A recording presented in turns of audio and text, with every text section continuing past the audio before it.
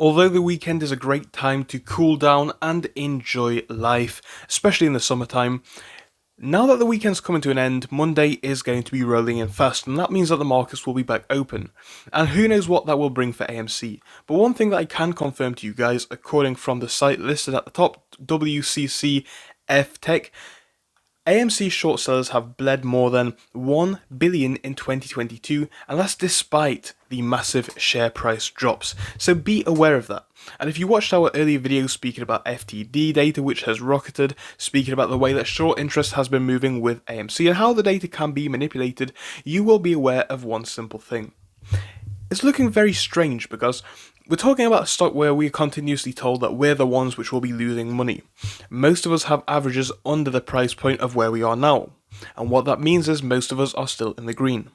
And those of us who don't, well, chances are we still have averages around, 15, 16, 20, 25, something like that. Not down too much compared to what we were when we hit the $9 price point not too long ago. So what I'm trying to say is, whilst it is perhaps not painful, but exhausting, boring, tiring, monotonous to hold AMC, it's also a free process. We don't pay anything, whereas they have a lot of fees to pay, the borrow fee and all of that sort of thing that they have to consider, on top of managing, of course, customer expectations if they're a hedge fund who is short selling on AMC as well. So be aware of all that. Again, we are on the end of simplicity, they are on the end of maximum difficulty.